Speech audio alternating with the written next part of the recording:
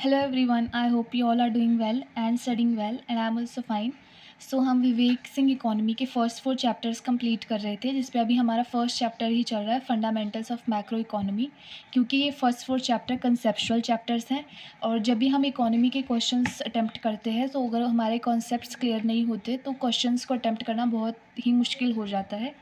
And economy for almost all of the students economy सबको difficult लगती है, ठीक है।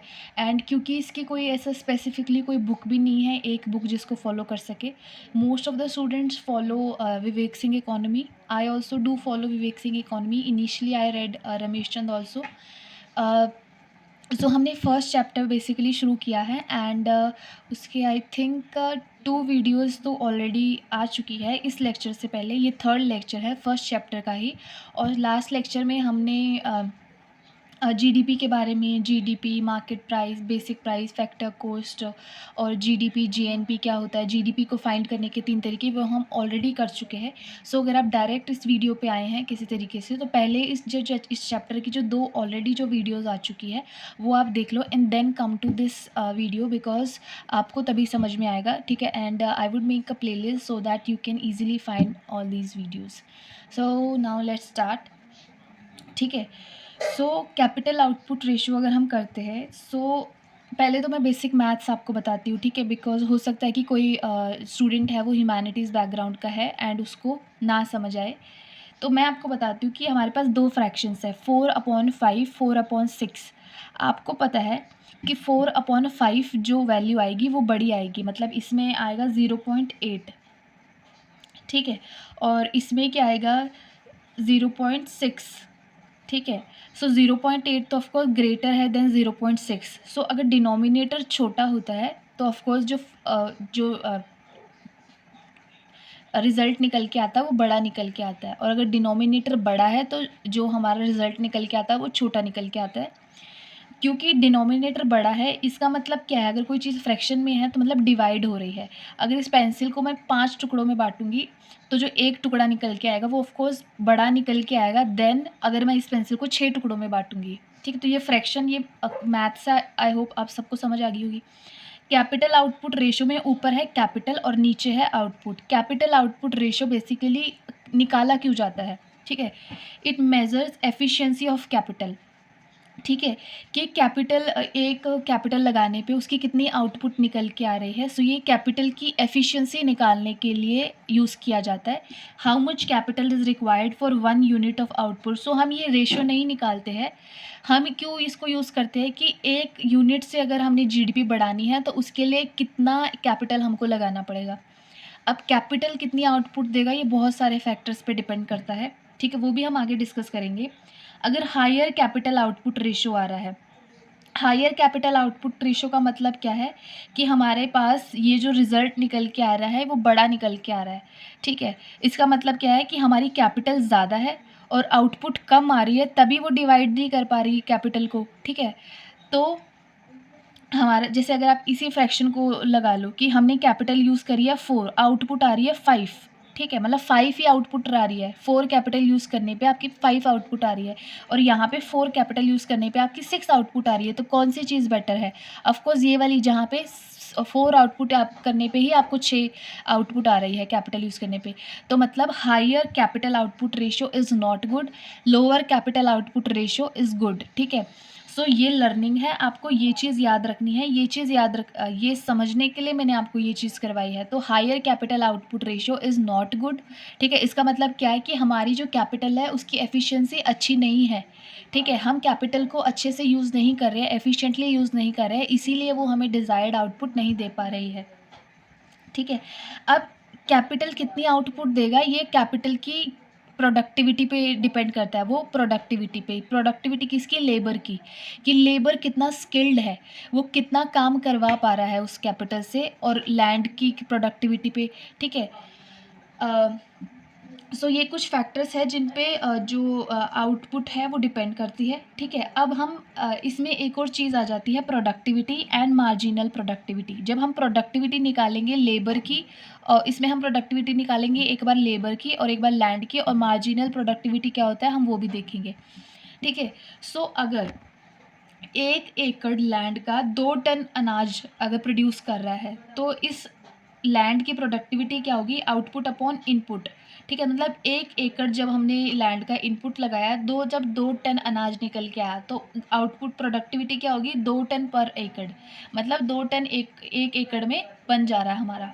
लेबर की आउटपुट क्या है कि अगर 5 लेबर मिलके 2 टन जो अनाज है वो पैदा कर पा रहे हैं, तो इसका मतलब 0.4 टन पर लेबर हमारी लेबर की प्रोडक्टिविटी है, ठीक है? ये क्या है? एवरेज प्रोडक्टिविटी, कि हाँ एवरेज लैंड इतनी प्रोडक्टिविटी दे देती है, इतने का, जैसे हम बाइक की निकालते हैं, माइलेज निकालते हैं, ठीक है? अब एवरेज प्रोडक्टिविटी हम निकालते हैं, एवरेज मार्जिनल प्रोडक्टिविटी निकालते हैं। मार्जिनल प्रोडक्टिविटी का यूज़ क्यों किया जाता है? कि अगर हम एक और यूनिट बढ़ा दें, मतलब एक और लैंड का यूनिट, एक और एकड़ बढ़ा दें, या एक और लेबर बढ़ा दें, तो उस पर प्रोडक्टिविटी का क्या फ़र्क पड़ेगा? If by adding 1 extra labour production increases by 0.2 ton, ठीक है? अगर एक और हमने, क्योंकि हम पहले 5 लेबर यूज़ करते हैं, अगर हम 6 लेबर यूज़ करते हैं, तो हमारी जो प्रोडक्शन है वो 0.2 टन बढ़ जाती है। तो मतलब उस लेबर की जो प्रोडक्टिविटी निकाल रहे हैं वो है marginal productivity. Marginal productive of labour क्या है? Change in output upon change in input. 0.2 ton का फ़र्क पड़ रहा है एक लेबर चेंज करने से, तो मतलब 0.2 टन पर लेबर क्या आ गया? हमारा मार्जिनल प्रोडक्टिविटी, ठीक है? Now yes, moving ahead. So higher is the productivity of capital, it is good for the economy, ठीक है? सो जितनी ज़्यादा एक कैपिटल की प्रोडक्टिविटी होगी, मतलब एक कैपिटल जितना ज़्यादा काम आपको दे पा रही है, जितनी ज़्यादा आउटपुट दे पा रही है, उतना ही अच्छा है इकोनॉमी के लिए, ठीक है?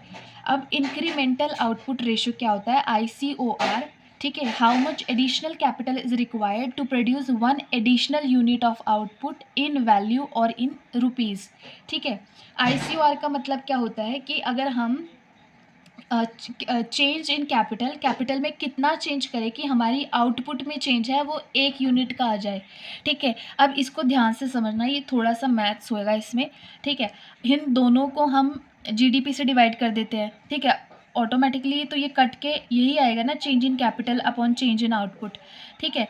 अब चेंज इन कैपिटल का मतलब क्या है? कैपिटल कब होती है? मैंने आपको फर्स्ट लेक्चर में बताया था कि कैपिटल का मतलब है सेविंग, ठीक है? जितना आप सेव करेंगे उतनी कैपिटल जनरेट कर पाएंगे, और सेविंग का मतलब है इन्वेस्टमेंट, ठीक है? जब मैंने आपको बताया था कि 1000 में हम 300 का कैपिटल जनरेशन कर रहे हैं, तो 30% इन्वेस्टमेंट हो रही है। So change in capital upon GDP, मतलब ये इन्वेस्टमेंट परसेंटेज हो गया। ये क्या हो गया? Investment percentage in GDP। और ये क्या हो गया हमारा? परसेंटेज चेंज इन आउटपुट, कि GDP में कितना आउटपुट चेंज आ रहा है, तो ये परसेंटेज चेंज इन आउटपुट हो गया। यहाँ से आपको क्या समझ आ रहा है कि अगर ICOR 5 रुपये है, इसका मतलब India require ₹5 value of extra capital good to produce ₹1 of additional output, ठीक है? कि हम जब 5 रुपये की कैपिटल गुड्स लगाएंगे, तब जाके हमें 1 रुपये की आउटपुट, मतलब आउटपुट जो मिलेगी, उसकी वैल्यू 1 रुपये की होगी। मतलब 5 रुपये लगाने पे 1 रुपये की आउटपुट हमें मिल रही है, ठीक है? 5 रुपये की इनपुट लगाएंगे, ठीक है? तब मतलब ICOR जितना कम होगा, उतने कम पैसों में हम 1 यूनिट GDP इंक्रीज़ हो जाएगी। मतलब हमने रिसोर्सेज को उतना एफिशिएंटली यूज़ किया हमने। मतलब ICOR जितना कम होगा उतना बढ़िया है, मतलब उतनी कम पैसों में, उतने कम वैल्यू में हम 1 यूनिट GDP बढ़ा पा रहे हैं। तो ICOR क्या होना चाहिए? कम होना चाहिए, ठीक है? अब वापस से इसी फॉर्मूले पे आ जाओ।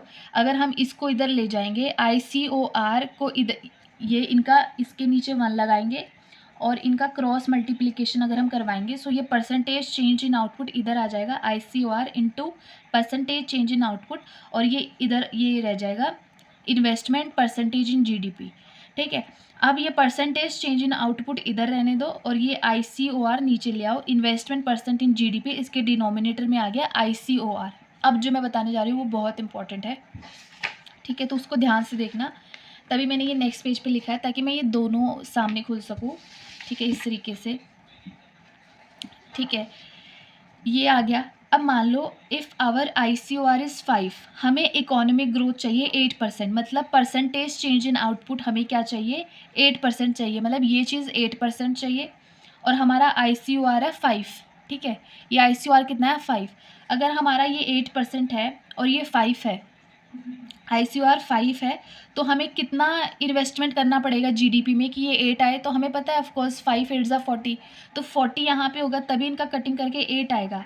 मतलब हम 100 रुपये की अगर कोई प्रोड्यूस हो, कुछ प्रोडक्शन हो रही है, तो 100 रुपये में 40% इन्वेस्टमेंट होनी चाहिए, मतलब 40% की कैपिटल गुड्स होनी चाहिए, तब जाके हमारी जो जीडीपी है वो 8% ग्रोथ दिखाएगी, ठीक है।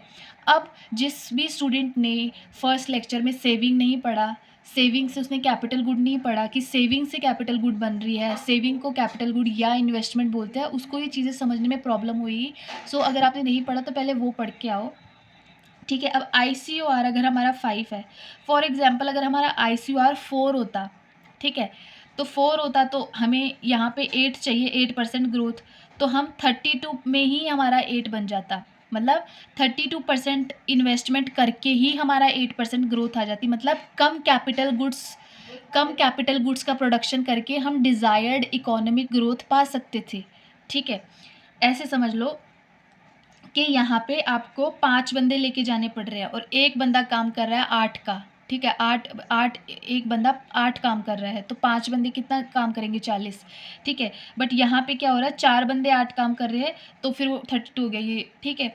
सो यहाँ पे क्या हो रहा है कि हम अगर हमारी जो ये ICOR इम्प्रूव होता है, मतलब ICOR इम्प्रूव हो रहा है, मतलब जितना कम हो रहा है, मतलब उतने कम पैसों में 1 यूनिट जीडीपी बढ़ रहा है, ठीक है। तो हम कम इन्वेस्टमेंट से भी डिज़ायर्ड इकोनॉमिक ग्रोथ, अब दोनों में जीडीपी ग्रोथ तो हमारी 8% ही आ रही है ना, लेकिन इन्वेस्टमेंट तो हमें कम करनी पड़ रही है, कम कैपिटल गुड्स प्रोड्यूस करनी पड़ रही है, कम इन्वेस्टमेंट करनी पड़ रही है। यहाँ पे सिर्फ 32% करनी पड़ रही है, यहाँ पे हमें 40% करिए, फिर भी हमारा 8% ग्रोथ आ रहा है दोनों में। तो ये होता है ICOR कम होने के फ़ायदे, ठीक है। अब ICOR जो ये है, ये किस किस पे डिपेंड करता है कि कैपिटल को कितना एफिशिएंटली हम यूज़ कर सकते हैं, ठीक है। सो ICOR depends upon governance and quality of labour, ठीक है। अब लेबर में भी लेबर को कितनी कैसी एजुकेशन है, स्किल डेवलपमेंट उसका कैसा हुआ है, एंड टेक्नोलॉजी पे, ठीक है। जैसे आप चाइना में देखो, चाइना कितना ज़्यादा एक्सपोर्ट करता है, क्योंकि वो चाइना के पास जो भी है, जो उनका लेबर है, चाहे मशीन्स है, उनको बहुत एक्सप्लॉइट करा जाता है, मतलब टू एक्सट्रीम लेवल तक उनको एक्सप्लॉइट करा जाता है, तभी वो जो मार्केट में चाहे चाइना के प्रोडक्ट्स मतलब इतने ज़्यादा चलते नहीं हो, लेकिन एक और मतलब चॉइस किसके पास होगी? चॉइस उसके पास होगी, उस व्यक्ति के पास होगी जो अपना मतलब 1 लाख अराउंड जो अच्छा कमा रहा है, ठीक है? वो चूज़ कर सकता है कि मैं चाइनीज़ प्रोडक्ट यूज़ नहीं करूँगा। बट समवन, अगर कोई गरीब इंसान है, वो उसके पास चॉइस नहीं होती है, उसको ऑफ़ कोर्स अगर उसको कुछ सस्ते में मिल रहा है और उसका काम निकल रहा है, तो वो खरीद लेगा, ठीक है? तो ये तो चाइना के बारे में, एक्सपोर्ट्स वगैरह के बारे में, वो तो हम आगे एक सेपरेट टॉपिक होगा हमारा, एक्सपोर्ट्स कम्पिटिटिव कैसे होते हैं। तो आई थिंक अभी आपको ICOR समझ तो आया होगा, ठीक है। सो ICOR जितना कम होगा, उतने कम पैसों में 1 यूनिट जीडीपी इंक्रीज़ हो जाएगी, ठीक है।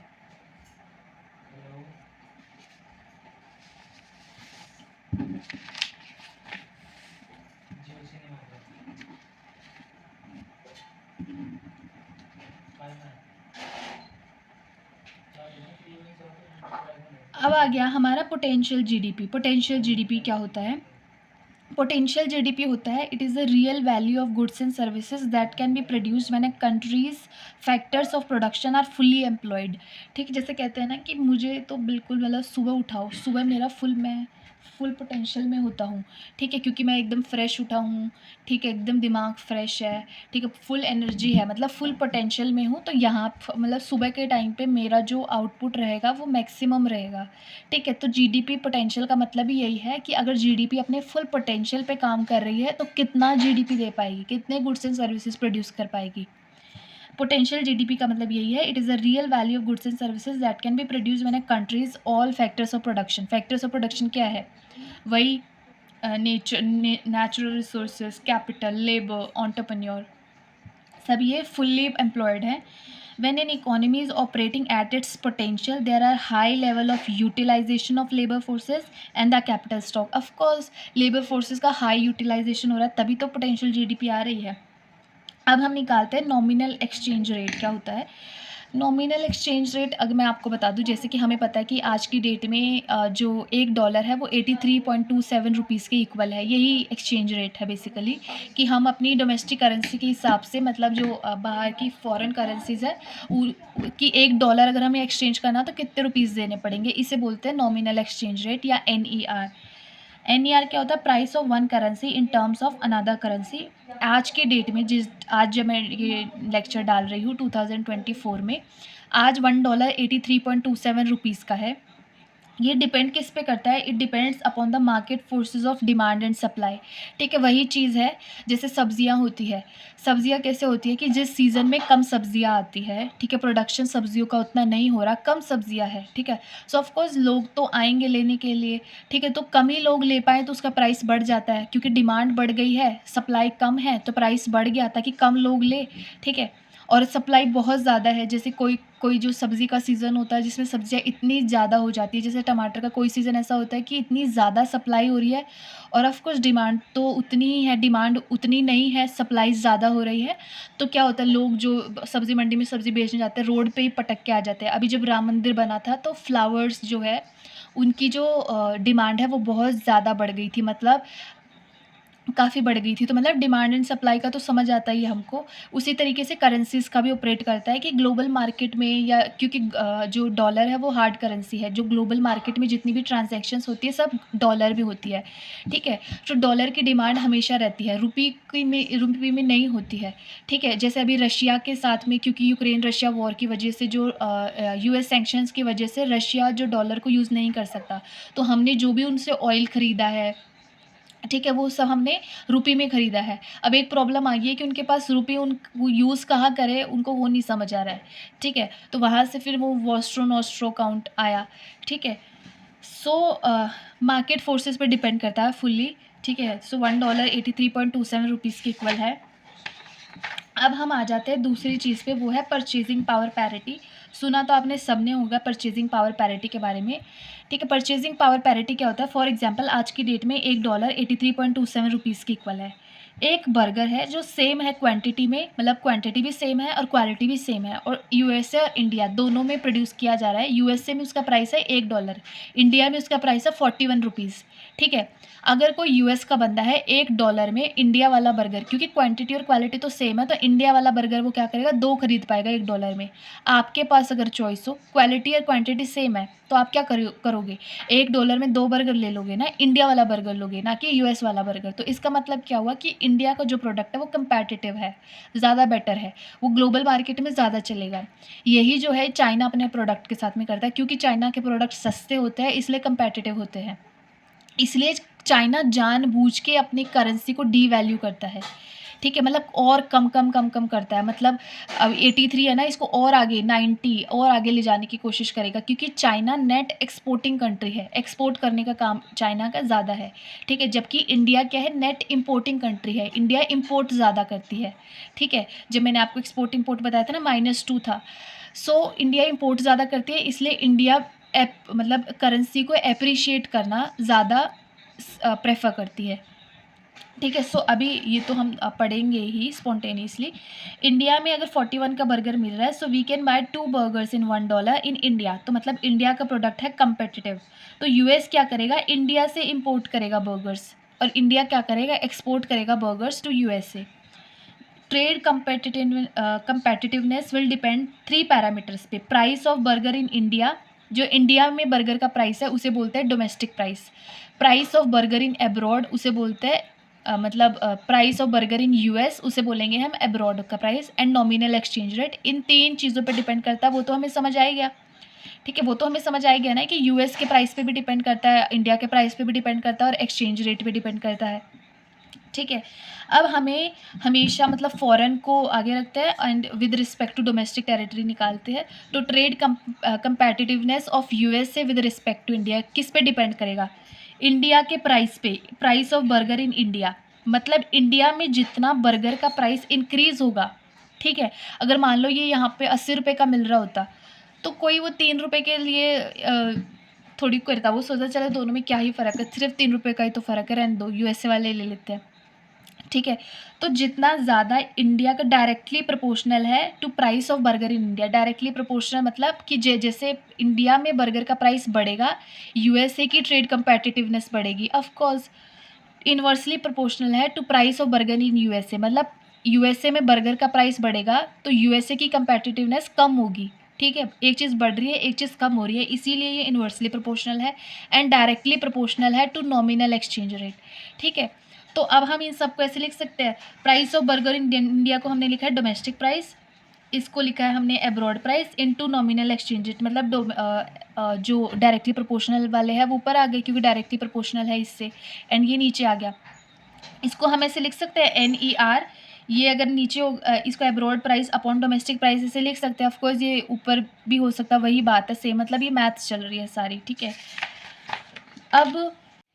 अब जो हमारी ये एक्सप्रेशन आ गई है nominal exchange rate upon purchasing power parity, इसमें जो वैल्यूज़ है हमारी, हम वो वैल्यूज़ पुट करेंगे। ठीक है, सो अगर हम 1 रुपीज़ में अगर हम डॉलर ख़रीदना चाहते हैं तो 1 रुपीज़ में हमारा आएगा 0.012 डॉलर पर रुपीज़। ठीक है, फिर है हमारा डोमेस्टिक प्राइस, डोमेस्टिक प्राइस है जो प्राइस है इंडिया में, वो है 41।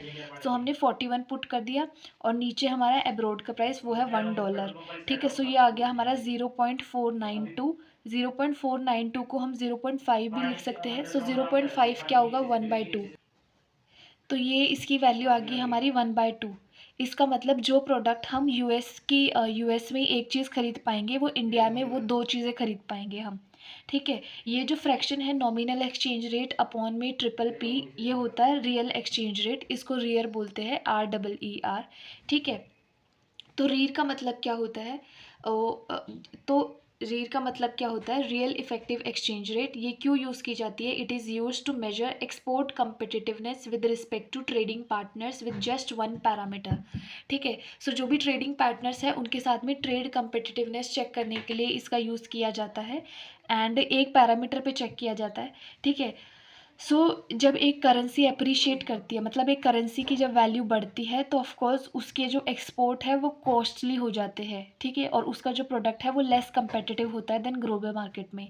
जैसे कि जो चाइना है वो अपनी जो करेंसी को डी वैल्यू करने की कोशिश करता है, कम करने की कोशिश करता है, क्योंकि चाइना एक एक्सपोर्टिंग कंट्री है, ताकि चाइना के एक्सपोर्ट सस्ते हो और ग्लोबल मार्केट में कंपेटिटिव हो।